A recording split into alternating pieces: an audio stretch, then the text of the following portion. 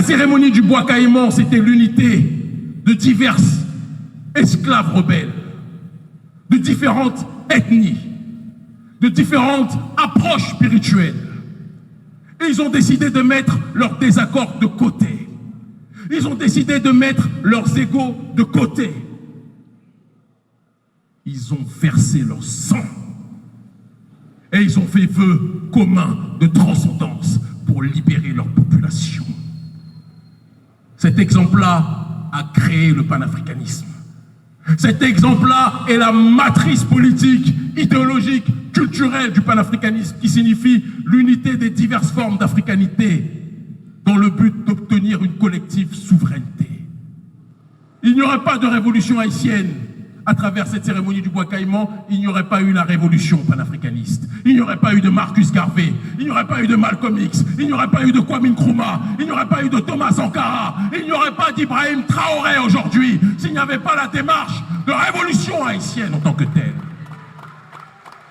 Mais comment pouvez-vous inspirer le reste de l'humanité noire et ne pas comprendre que si vous êtes les inspirateurs, vous devez réactiver cette pensée en vous-même?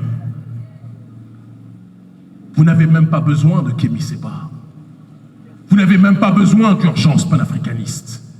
C'est nous qui avons besoin de vous. C'est le monde noir qui a besoin d'Haïti. C'est le monde noir qui a besoin de votre réveil. C'est le monde noir qui a besoin de votre résurrection. C'est le monde noir qui a besoin que vous remettiez plus que jamais dans vos cœurs et dans votre esprit le courage et la flamme qui a plus que jamais au commencement ravivé les espérances. Haïti est à une croisée des chemins. Vous pouvez soit aller vers la destruction définitive ou aller vers la résurrection ultime qui pourra être un outil géopolitique fondamental pour le reste de l'humanité. Haïti est, géographiquement parlant, un pays qui est un problème pour l'oligarchie d'Occident. Vous êtes à proximité des États-Unis, à quelques heures de Miami.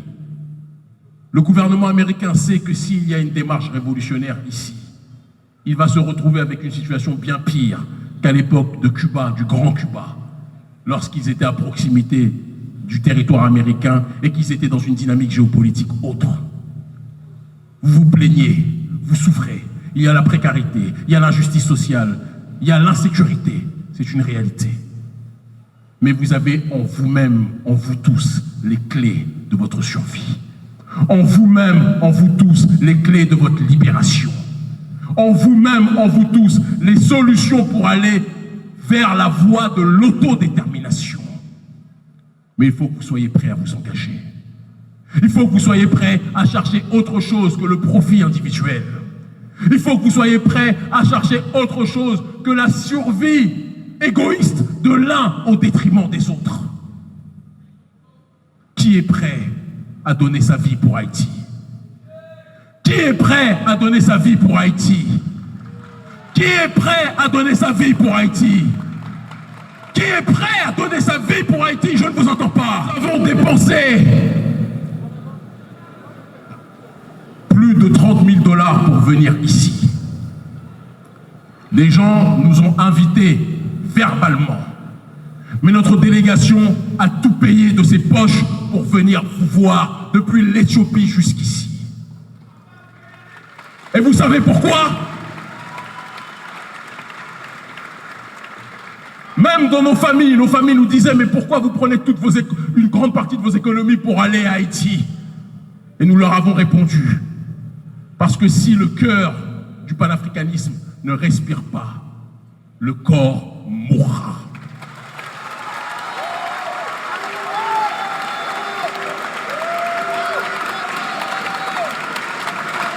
Vous êtes le cœur du panafricanisme. Vous êtes le cœur de la révolution. Quand je vois les images à la télévision de notre peuple meurtri, de certains assassinés, de certains violés, je ne fais pas partie de ceux qui se disent « Ah, c'est une autre partie des Noirs, ça ne me regarde pas. » Si Haïti est à terre, nous sommes tous à terre dans le monde en tant que tel. Si Haïti est à terre, aucun Noir sur cette terre ne sera respecté. Parce que vous avez ouvert la voie pour que nous puissions marcher.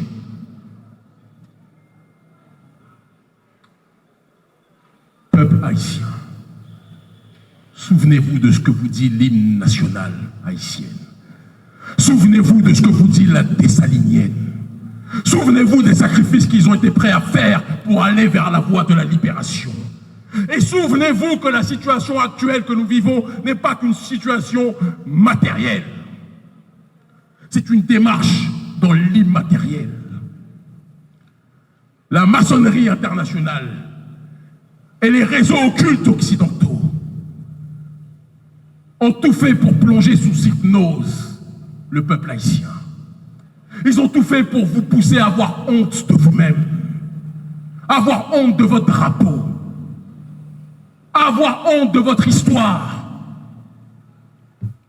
Vous allez partout dans le monde chercher des nationalités d'autres pays, alors que ces autres pays savent la puissance que représente Haïti. Cessez de vouloir être étranger à vous-même. Cessez d'être dans cette démarche de l'aliénation. Comprenez que où que vous alliez, où qu'un lion veuille voyager, un lion dans une mer ne sera jamais un poisson.